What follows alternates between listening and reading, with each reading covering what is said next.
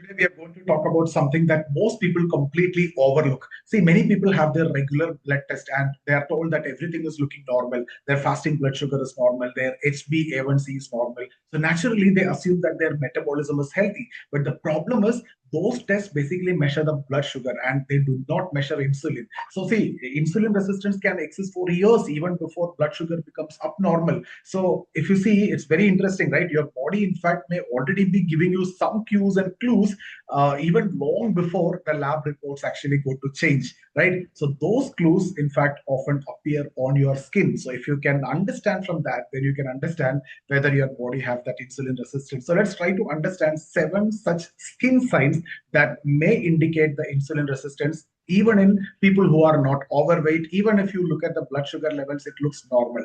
The first one is dark, thick skin on the black back of the neck. So here, this part, right? So the first place that you need to check is the back of your neck.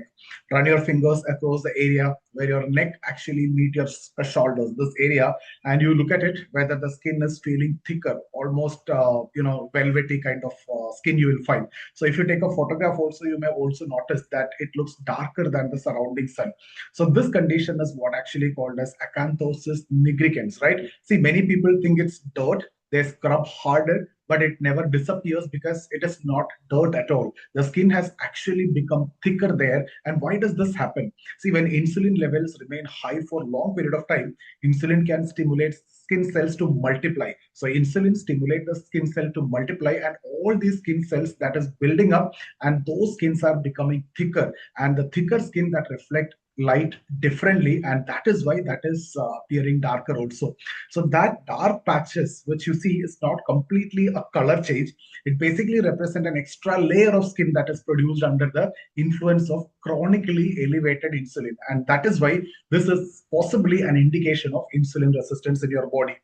Second sign, multiple skin tags. You'll see like skin tags, right? Some small moles. This is the second sign that you can consider. One or two isolated skin tags that usually are not much concerning, but if you see throughout, if in your body, right, commonly occurring without aging or without any friction, right, then again, if you see many, that situation is when you need to be worried about, right? You see a clusters, so many skin tags will come together as a cluster, right? Especially around the neck area, your armpit area, your groin, and then the under the breast area, right? So if multiple skin tags appear alongside, in fact, if it is turning dark also, like around this area also, and if that velvety skin type is also there, in fact, that will be reflecting the same underlying metabolic problem. So that is also basically indicating that insulin resistance of your body.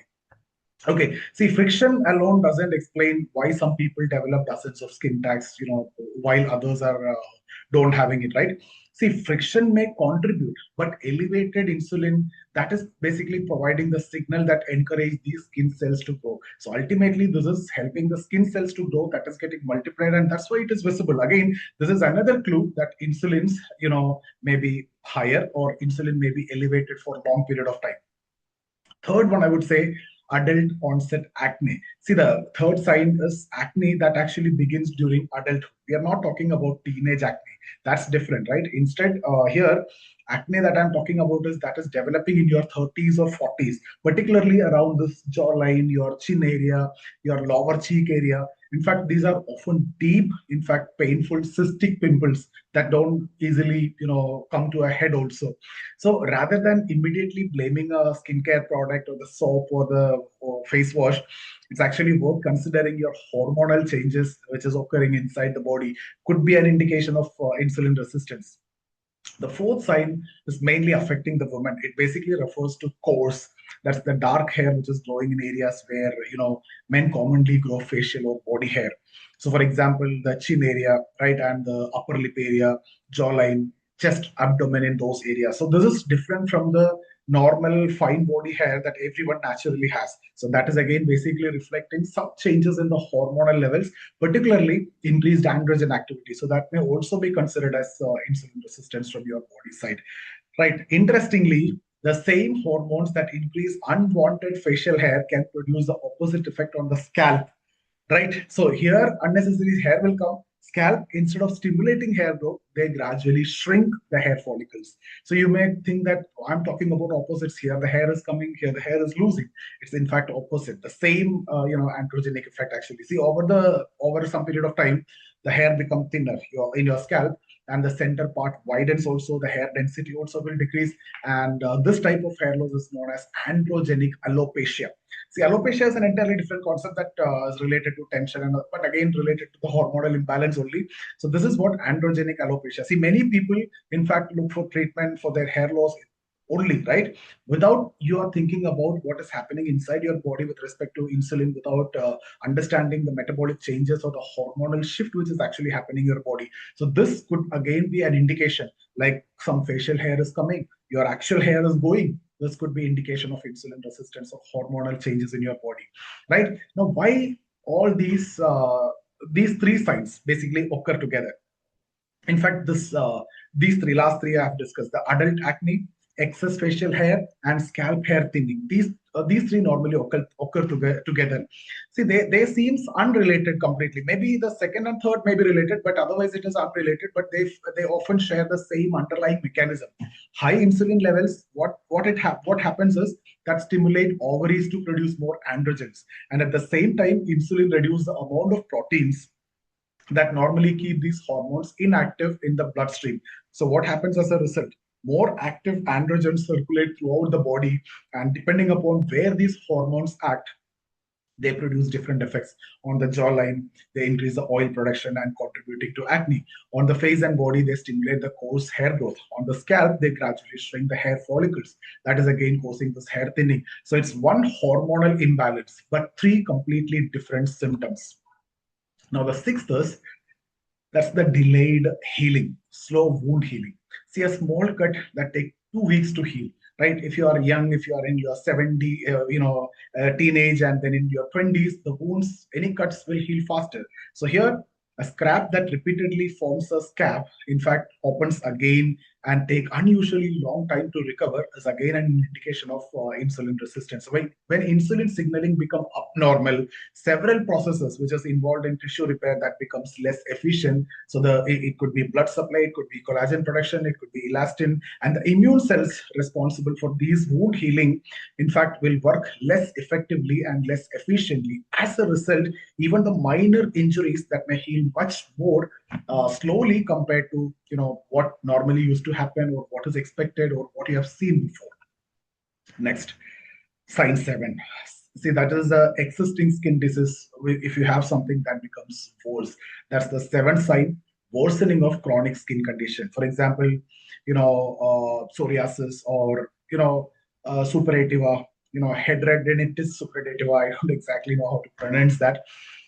See, insulin resistance does not necessarily cause these diseases. In fact, it often coexists with them, and it can contribute more severe or persistent symptoms. So if someone has these conditions already, along with several of the other signs that we have discussed, what does that mean? It strengthens the possibility of an underlying metabolic issue. So again, guys, it's very important to remember that each of these signs can have many different causes.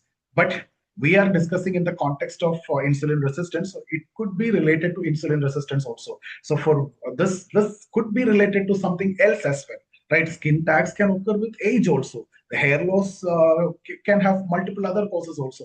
Acne also can have different causes, right?